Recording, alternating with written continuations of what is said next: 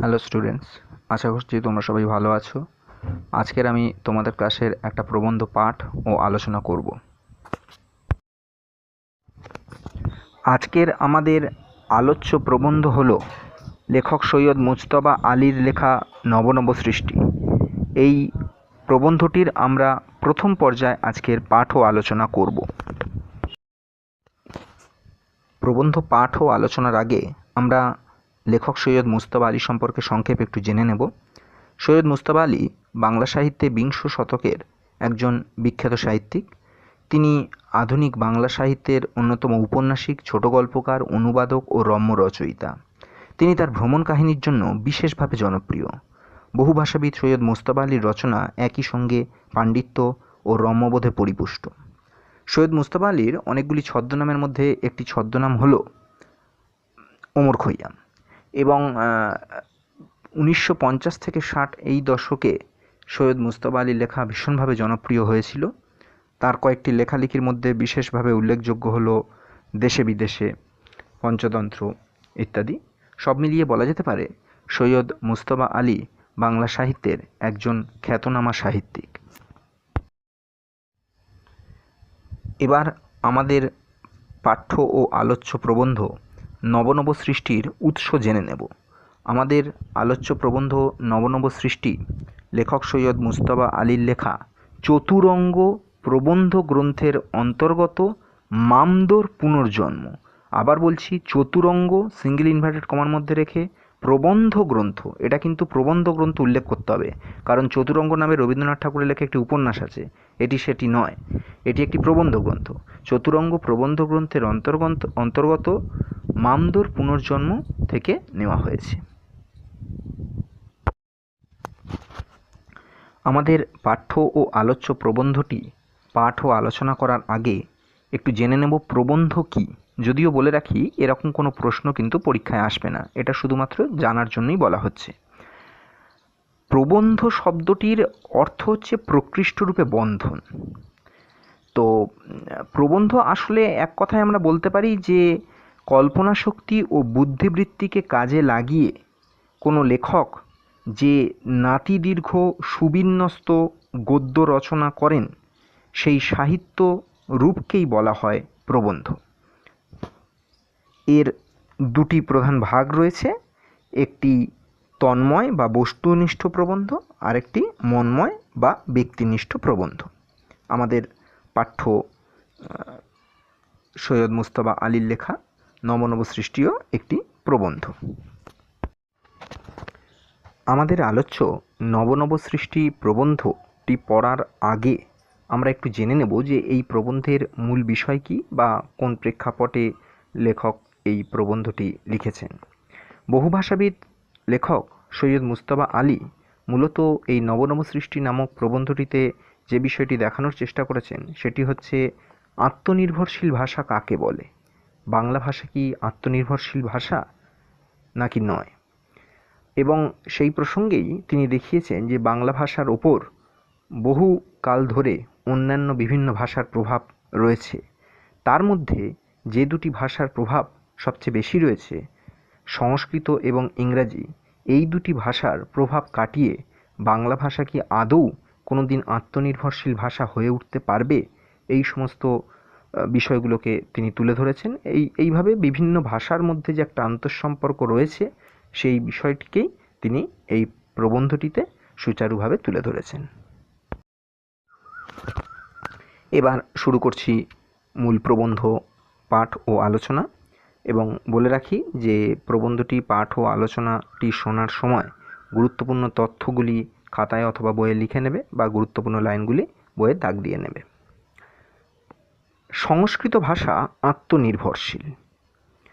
তো প্রথমেই এই লাইনটা একটু দাগ দিতে হবে যে সংস্কৃত ভাষা আত্মনির্ভরশীল।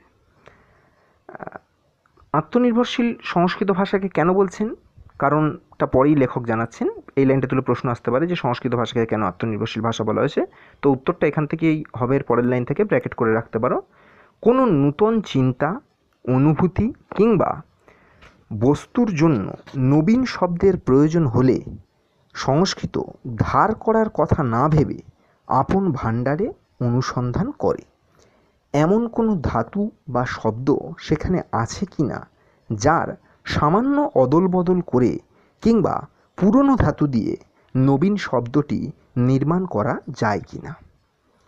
তাহলে সংস্কৃত ভাষাকে কেন আত্মনির্ভরশীল ভাষা বলছেন? কারণ যদি কোনো নতুন কিছু ভাবতে হয়, কোনো নতুন চিন্তা অনুভূতি বা বস্তুর জন্য কোনো নতুন শব্দের প্রয়োজন হলে সংস্কৃত ভাষা অন্য কোনো ভাষা থেকে ধার করার কথা ভাবে না, বরং তার নিজের শব্দভাণ্ডারের মধ্যে এমন কোনো শব্দ বা ধাতু আছে কি না যা দিয়ে ওই নতুন বস্তু, নতুন অনুভূতি বা নতুন চিন্তাটিকে প্রকাশ করা যায় সেটাই দেখে।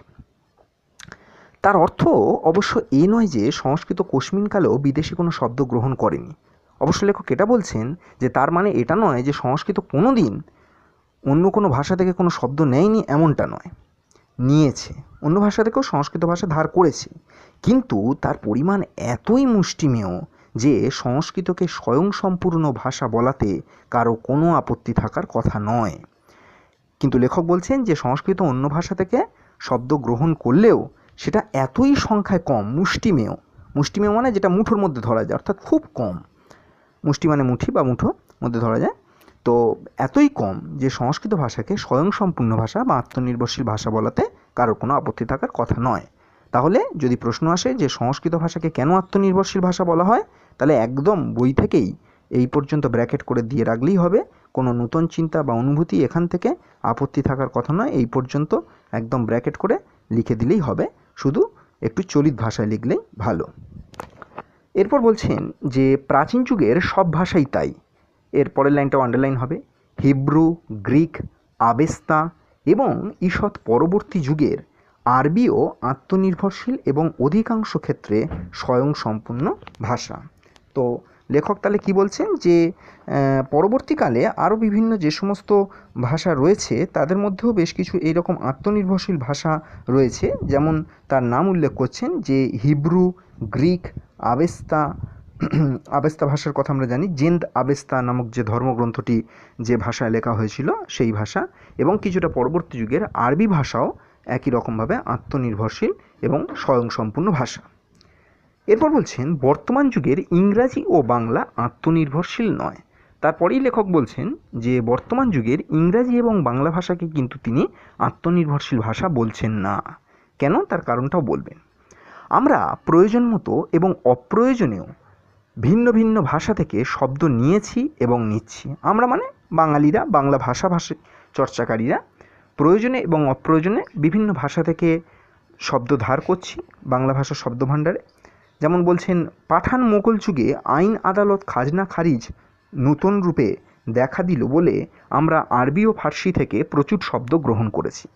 আমরা জানি যে আমাদের বাংলা অবিভক্ত বঙ্গদেশ সুপ্রাচীন কাল থেকে বহু বিদেশি শক্তির দ্বারা আক্রান্ত হয়েছে, বহু বিদেশি শাসক এখানে এসে শাসন করেছেন।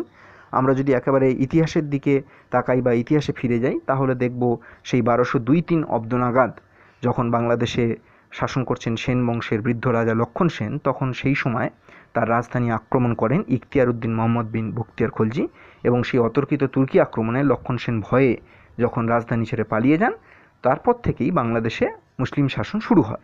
তো সেই সময় থেকেই, তারপর থেকেই আস্তে আস্তে মুসলিমরা যখন আমাদের বঙ্গদেশ শাসন করে এবং এদেশে এসে থাকতে শুরু করে, আস্তে আস্তে তারপর থেকে আইন আদালত খাজনা খারিজ সংক্রান্ত বহু আরবি ফার্সি শব্দ ধীরে ধীরে আমাদের বাংলা ভাষার শব্দভাণ্ডারে অনুপ্রবেশ করে। এবং পরবর্তী যুগে ইংরাজি থেকে এবং ইংরাজির মারফতে অন্যান্য ভাষা থেকেও নিয়েছি এবং নিচ্ছি। আবারও একটু ইতিহাসে ফিরে যাব। এরপর আস্তে আস্তে দেখা গেল যে পাঠান মোগল যুগের অবসান হয়ে ভারতবর্ষে ইংরেজ রাজত্বের সূচনা হলো। তো ইংরেজ রাজত্বের সূচনায় আবার দেখা গেল যেহেতু সেই সময় কলকাতা আমাদের ভারতবর্ষের রাজধানী ছিল এবং ইংরেজরা এসে ঘাঁটিও গেড়েছিল কলকাতায়। ইংরেজ east India company, British east India company, তারা সেই সময় কলকাতা ভারতবর্ষের রাজধানী হয়, এখানে এসেই আস্তানা গেড়েছিল। খুব স্বাভাবিকভাবেই দীর্ঘদিন ধরে তারা বাংলাকে তথা ভারতবর্ষকে শাসন করেছে এবং বহু ইংরাজি শব্দ বাংলা ভাষার শব্দভাণ্ডারে প্রবেশ করেছে, এখনও করছে, এবং ইংরাজির মাধ্যমে অন্যান্য ভাষা থেকেও আমরা শব্দ নিচ্ছি।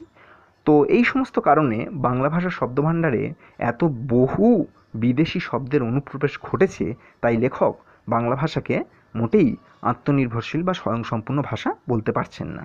তাই এখান থেকে একটু প্রশ্ন এলে লেখা যেতেই পারে যে বাংলা ভাষাকে কেন লেখক স্বয়ংসম্পূর্ণ ভাষা বা আত্মনির্ভরশীল ভাষা বলেননি।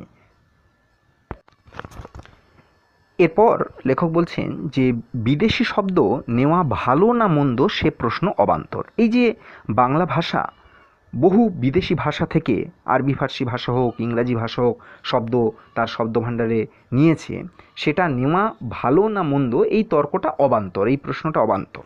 নিয়েছি এবং এখনও সজ্ঞানে আপন খুশিতে নিয়েছি এবং এখনও সজ্ঞানে আমরা প্রতিদিন প্রতি মুহূর্তে গ্রহণ করছি। বিশেষত ইংরাজি ভাষার শব্দ প্রতিদিন বাংলা ভাষার শব্দভাণ্ডারে প্রায় নতুন নতুন শব্দ আমরা শুনছি, গ্রহণ করছি, নিচ্ছি, ব্যবহার করছি। তো তাই বলছেন আপন খুশিতে নিচ্ছি এবং শিক্ষার মাধ্যম রূপে ইংরাজিকে বর্জন করে বাংলা নেওয়ার পর যে প্রচুর ইউরোপীয় শব্দ আমাদের ভাষায় ঢুকবে সে সম্বন্ধে কারও কোনো সন্দেহ নেই। এবার ধরে নেওয়া যাক যে একদম বিশুদ্ধ খাঁটি বাংলা ভাষাপ্রেমী কেউ ঠিক করলেন যে আমরা বাংলা ভাষাই আমাদের হবে শিক্ষার মাধ্যম। অতি উত্তম প্রস্তাব। আমরা ইংরাজি ভাষা বা ইংলিশ মিডিয়াম আমাদের শিক্ষার মাধ্যম হবে না, বাংলা মাধ্যমেই আমরা লেখাপড়া শিখব। কিন্তু তা হলেও আমরা কিন্তু ইংরেজি শব্দ বা ইউরোপীয় শব্দের অনুপ্রবেশ বাংলা ভাষার শব্দভাণ্ডারে আটকাতে পারবো না। যেমন ধরা যাক, আমি একটা ছোট্ট উদাহরণ দিয়ে একটু বোঝানোর সুবিধার্থেই বলি। আজ থেকে হয়তো 15 বছর আগে এই মোবাইল শব্দটার বহুল ব্যবহার বাংলা ভাষার শব্দভাণ্ডারে ছিল না, কিন্তু এখন একটা 2 বছরের শিশুও পর্যন্ত জানে মোবাইল বস্তুটি কী। এখন এই মোবাইল শব্দটি কিন্তু মোটেই বাংলা শব্দ নয়, ইংরেজি শব্দ থেকে বাংলা ভাষার শব্দভাণ্ডারে এসেছে। ফলে এই রকমভাবে নিত্য নতুন শব্দ কিন্তু বিদেশি শব্দ বাংলা ভাষার শব্দভাণ্ডারে আসবে। সে যতই আমরা বাংলা ভাষাকে শিক্ষার মাধ্যম হিসেবে গ্রহণ করি না কেন, তবুও কিন্তু আমরা বিদেশি শব্দের অনুপ্রবেশ, ইংরাজি বা অন্যান্য ইউরোপীয় শব্দের অনুপ্রবেশ বাংলা ভাষার শব্দভাণ্ডারে আটকাতে পারবো না, এমনটাই লেখক মন্তব্য করছেন। তো বেশ সুন্দর মজার উদাহরণ দিয়ে বলেছেন যে আলু কপি আজ রান্নাঘর থেকে তাড়ানো মুশকিল। মানেটা হচ্ছে অন্য কিছু নয়, মানে আমরা আলু কপি খাবো না এমন নয়, মানে আলু বা কপি এই শব্দ দুটো কোনোটাই কিন্তু বাংলা শব্দ নয়। তোমরা পরে জানবে নিশ্চয়ই যে এগুলো বিদেশি ভাষার শব্দভাণ্ডার থেকে এই শব্দগুলো বাংলা ভাষার শব্দভাণ্ডারে এসেছে এবং আমরা বাংলা ভাষাভাষী মানুষরা কিন্তু আলু বা কপির এই বিদেশি নামগুলো কিন্তু আমরা গ্রহণ করে নিয়েছি এবং ব্যবহারও করছি। তো আমরা যদি এখন ঠিক করি যে না, আমরা খাঁটি বাংলা ভাষার শব্দ নিয়েই বাংলা ভাষার শব্দভাণ্ডার গ্রহণ করব, তাহলে নিশ্চয়ই আলুর কোনো অন্য বাংলা প্রতিশব্দ আমাদের বার করতে হবে, কিন্তু সেটা এত সহজে সম্ভব নয় এবং আলু শব্দটি এত প্রচলিত যে আমরা সেটা চট করে ব্যবহার করতেও পারবো না বা তার প্রচলনও ঘটাতে পারবো না। তাই বলছেন যে আলু কপি আজ রান্নাঘর থেকে তাড়ানো মুশকিল। বিলিতি ওষুধ প্রায় সকলেই খান, ভবিষ্যতে আরও নতুন নতুন ওষুধ খাবেন বলেই মনে হয়। তো আজকের আমরা খেয়াল করলেই দেখবে যে যখন কোনো ডাক্তারবাবু যখন কোনো প্রেসক্রিপশন করেন, তখন সেই প্রেসক্রিপশনে কোনো একটি ওষুধের নাম তিনি যখন লেখেন, তার কোনো নাম কিন্তু বাংলা পরিভাষাজাত নয়, সমস্ত নাম কিন্তু বিদেশি শব্দজাত বা তার পরিভাষা কিন্তু বিদেশি। ফলে আগামী দিনে হয়তো আরও নতুন নতুন ওষুধ বেরোবে এবং এই নতুন নতুন যে ওষুধের নামগুলো সেগুলোও কিন্তু বিদেশি ভাষারই হবে এবং সেগুলোও আমরা বাংলা ভাষাভাষী মানুষ হিসেবে আমাদেরকে ব্যবহার করতে হবে। ফলে সেই নামগুলো আমরা তাড়াতে পারবো না। তাই বলছেন এই দুই বিদেশি বস্তুর ন্যায় আমাদের ভাষাতেও বিদেশি শব্দ থেকে যাবে, নতুন আমদানিও বন্ধ করা যাবে না। তাই আমরা যদি ঠিক করি বাংলা ভাষাভাষী মানুষরা যে বাংলা ভাষার খাঁটি বাংলা ভাষার শব্দ নিয়েই বাংলা ভাষার শব্দভাণ্ডার গঠন করব, অন্য কোনো বিদেশি ভাষার শব্দভাণ্ডার আমরা ব্যবহার করব না বা তার থেকে ধার করব না, তাহলে কিন্তু আমরা সেটা পারবো না। আমাদেরকে অন্য ভাষা থেকে, বিদেশি ভাষা থেকে ধার করতে হবে এবং করেছি, আগামী দিনেও করতে হবে, নতুন আমদানিও বন্ধ করা যাবে না, এমনটাই বলছেন লেখক। পৃথিবীতে কোনো জিনিসই সম্পূর্ণ অবাস্তব নয়। যদিও লেখক এটাও মন্তব্য করছেন যে পৃথিবীতে কোনো জিনিসই সম্পূর্ণ অবাস্তব নয়, হতেও পারে, অসম্ভব নয়, অসম্ভব নয়। অন্তত চেষ্টা করাটা অসম্ভব নাও হতে পারে। অন্তত আমরা পারি না পারি চেষ্টাটা তো করতে পারি, যে সেটা সম্ভব কি অসম্ভব তো পরের কথা, চেষ্টা করে তো দেখতে পারি। তো বলছেন যে হিন্দি উপস্থিত সেই চেষ্টাটা করছেন। বহু সাহিত্যিক উঠে পড়ে লেগেছেন হিন্দি থেকে আরবি, ফার্সি এবং ইংরাজি শব্দ তাড়িয়ে দেবার জন্য। তো এখানে লেখক বলছেন যে হিন্দি ভাষার সাহিত্যিকরা, ভাষাবিদরা, তারা কিন্তু এই চেষ্টাটা করছেন কী চেষ্টা না একদম বিশুদ্ধ খাঁটি হিন্দি ভাষা দিয়েই হিন্দি ভাষার শব্দ ভাণ্ডার গঠন করা, সেখানে আরবি, ফার্সি বা ইংরেজি কোনো শব্দ থাকবে না, এরকম একটা তারা চেষ্টা করছেন। এখন চেষ্টাটা কতদূর সফল হবেন সেটা পরের বিষয়, একটা চেষ্টা করছেন। আমি একটা ছোট্ট উদাহরণ দিই। অনেকেই ক্রিকেট খেলার কমেন্ট্রি বা ধারাভাষ্য শোনো, টিভিতে লাইভ কমেন্ট্রি শোনো, তো দেখে থাকবে যে কোনো ইন্টারন্যাশনাল ম্যাচ হোক বা আইপিএল ইত্যাদির অনেক সময় ধারাভাষ্য দেখবে যে ইংরাজিতে হয়, বাংলাতে হয়, আবার হিন্দিতেও কমেন্ট্রি হয়। তো কেউ যদি হিন্দি কমেন্ট্রির সঙ্গে বাংলা কমেন্ট্রি প্যারালালি তুমি যদি তুলনা করে দেখো, তাহলে দেখবে যে বাংলা ভাষায় যখন আমরা বলছি যে বোলার ব্যাটসম্যানকে বল করতে আসছে, তখন কিন্তু আমরা বাংলা কমেন্ট্রিতে শোনার সময় এই বোলার, ব্যাটসম্যান এই ইংরাজি শব্দগুলোই আমরা ব্যবহার করছি। কিন্তু অন্যদিকে হিন্দি ভাষায় যারা কমেন্ট্রি করছেন তারা কিন্তু এই বোলার বা ব্যাটসম্যান এই ইংরাজি পারিভাষিক শব্দগুলো তারা কিন্তু ব্যবহার করছেন না। তারা কি বলছেন? গেনবাজ। বোলারকে বলছেন গেনবাজ, ব্যাটসম্যানকে বলছেন বল্লেবাজ, তো বলকে বলছেন গেন, ব্যাটকে বলছেন বল্লা। তার মানে তারা কিন্তু ব্যাট, বল বা ব্যাটসম্যান, বোলার এই শব্দগুলোর হিন্দি পরিভাষা তারা কিন্তু বার করে ফেলেছেন। আমরা কিন্তু বাংলা এখনও সেটা পারিনি, অর্থাৎ হিন্দি ভাষা সাহিত্যিকরা চেষ্টাটা শুরু করে দিয়েছেন। কতদূর সফল হবেন সেটা পরের বিষয়, কিন্তু চেষ্টা করছেন। তো লেখক সেটাই বলছেন যে চেষ্টার ফল হয়তো আমি হয়তো দেখে যেতে পারবো না, মানে এটা তো একটা ভাষার শব্দভাণ্ডার থেকে সম্পূর্ণ বিদেশি শব্দকে বাদ দিয়ে নতুন করে কোনো একটি ভাষার খাঁটি বিশুদ্ধ শব্দভাণ্ডার গঠন করা, এটা তো মানে যথেষ্ট পরিশ্রম সাধ্য শুধু নয়, একটা দীর্ঘ সময় সাপেক্ষ ব্যাপার। তাই লেখক বলছেন এটা হয়তো আমি নিজে জীবদ্দশায় দেখে যেতে পারবো না, আমার তরুণ পাঠকেরা নিশ্চয়ই দেখে যাবেন। কিন্তু তার লেখা যারা পরবর্তীকালে পড়বেন, তোমরা যারা পড়ছো, তারা হয়তো দেখে যেতে পারবে যে কোনো একদিন হিন্দি ভাষার শব্দভাণ্ডার একদম বিশুদ্ধ খাঁটি হিন্দি ভাষার শব্দ দিয়েই তৈরি হবে। তো সেটাই বলছেন, দেখে যেতে পারবেন। ফল যদি ভালো হয় তখন না হয় চেষ্টা করে দেখবেন।